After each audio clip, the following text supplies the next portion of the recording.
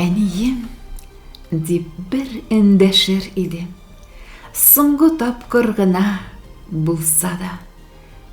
Сагынамын, безне калдырганга.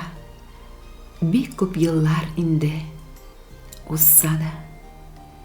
Чәчләреңне тарар идем әнкәй, көмеш тарак алып кулыма.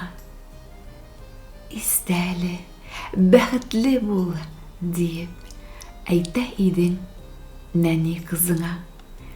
Бармакларга шырпы кергәндә дә әни диеп кердек йөгереп. Без бит сиңа әле бишәү идек. Ничек җитештең син өлгереп? Тамак ачкач, әни, нәрсә бар дип, ашъяулыкны ачып карадык.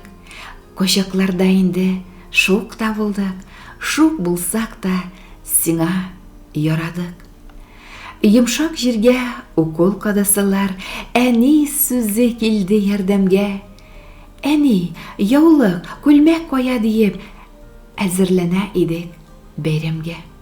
Мәктәпләрдә тәртип буза калсак, ялгыш кына алсак икеле, әти өчен әни син барасы алдан була иде билгеле.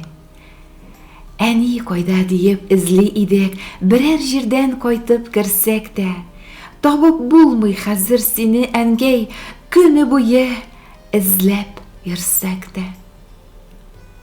Бик күп еллар инде әйткәнем юк, әни диеп авыз тутырып.